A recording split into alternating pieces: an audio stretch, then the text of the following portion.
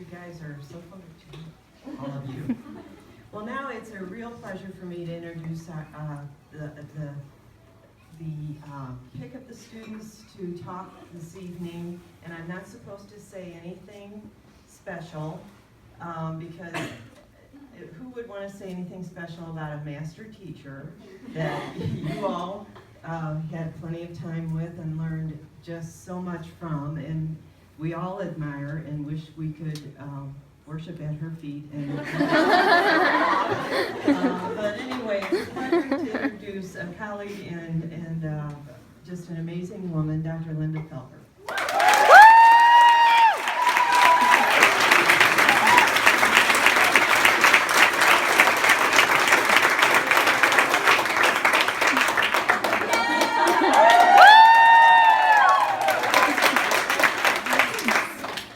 Can you hear me in the back of the room? Yes. All right. So I was asked to speak, and I decided that instead I would ask you all 3 questions. 3 questions for us to discuss together. I have brought something to help us do that. So the first question is, how do you eat a watermelon?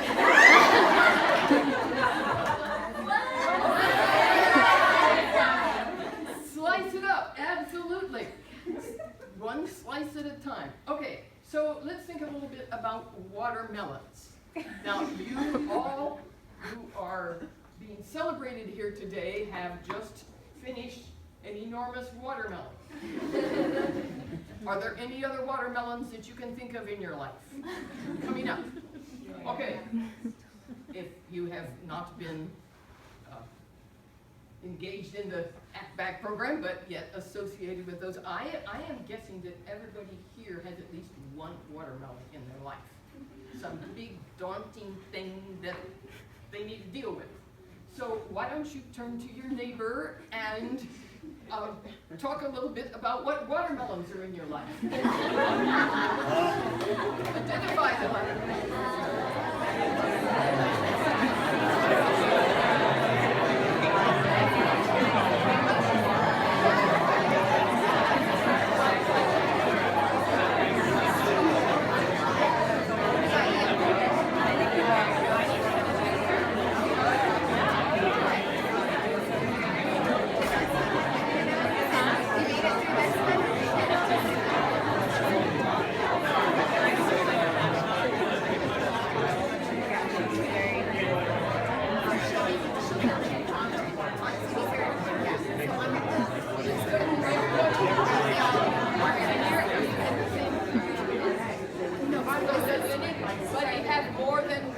Watermelon in their life?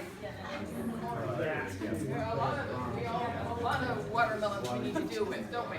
Okay, so the chorus king, if you have a watermelon, you slice it in pieces and do 1 slice at a time. So my next question is, and this question has a lot of potentially different answers. What do you do when you just can't get rid of that watermelon? You are slicing away, and you are it's just there. It is. Any ideas? You share it. Slice it smaller. You share it. You slice it smaller. You roll it down and put it. You roll it down and put it smaller. What else? Put it in the fridge and let it chill a while. It won't spoil, and you can deal with it in okay. So Compost it. compost it.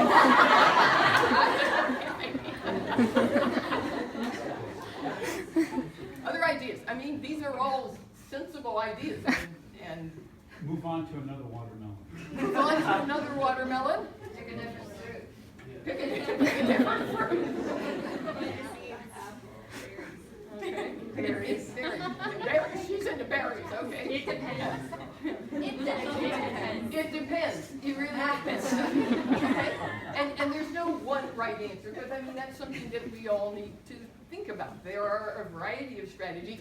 If you've got this great big watermelon, you might need to get some colleagues in and approach it as a team. So I think it's useful to think about, are strategies for, we just can't get rid of that watermelon.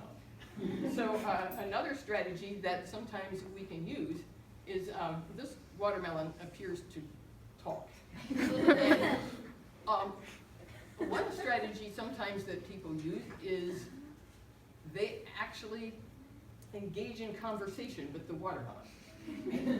I mean, think of this watermelon, a particular watermelon that you've got that you're just having trouble getting rid of, and it won't stay in the compost pile. Love that idea.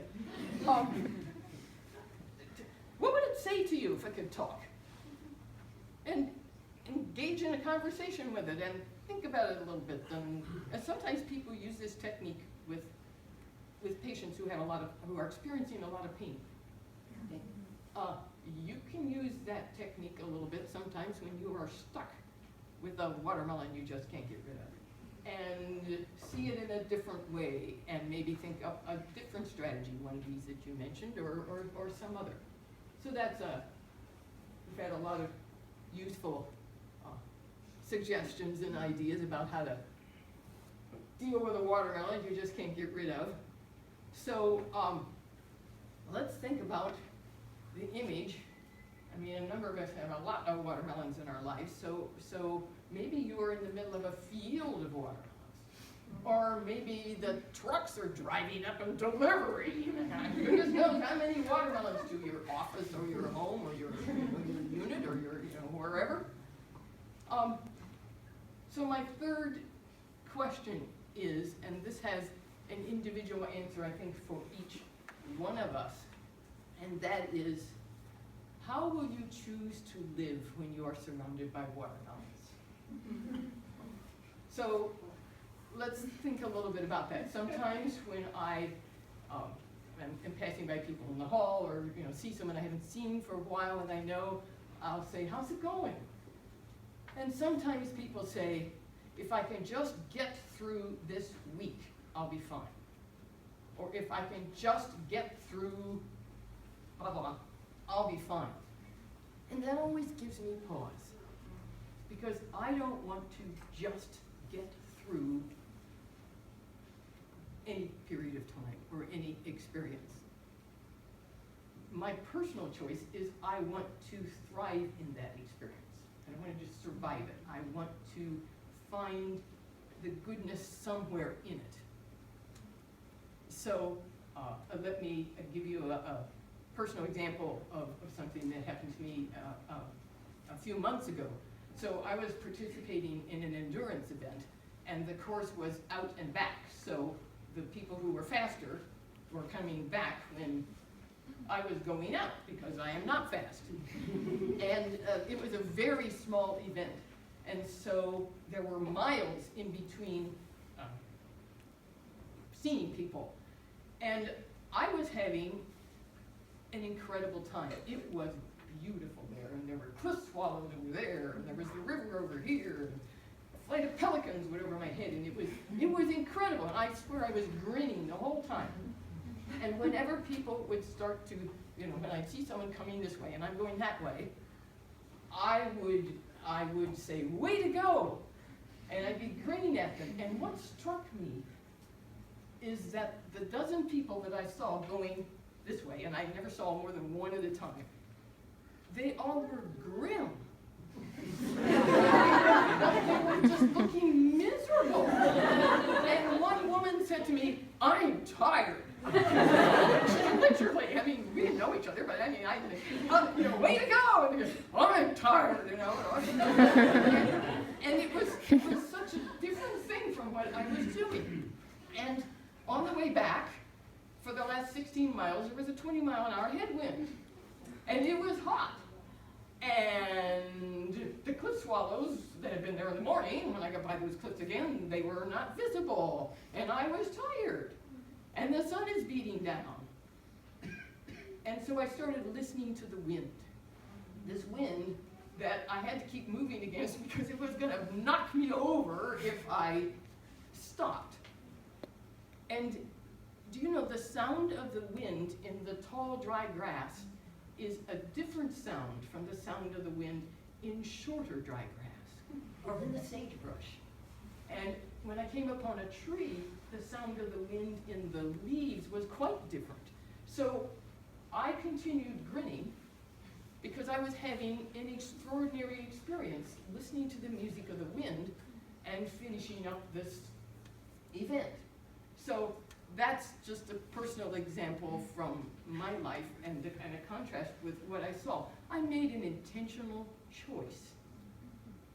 And I have such an incredible, lovely memory of this event.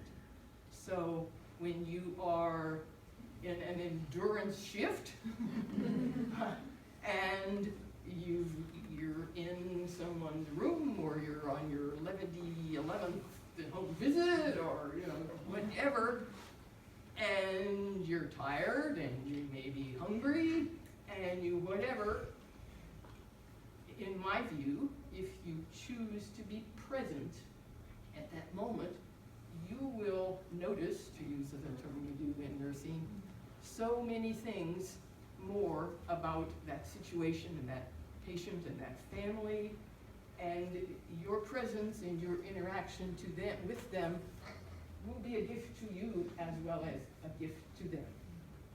So I asked the question again, and the answers are individual, but I think it's a question we can ask ourselves a lot, because a lot of us, there are trucks full of watermelons around us, and some of them are bouncing down this way. How will I choose to live when I'm surrounded by watermelons? And I was thrilled to see the watermelon out there, and I enjoyed very much my slice. Congratulations.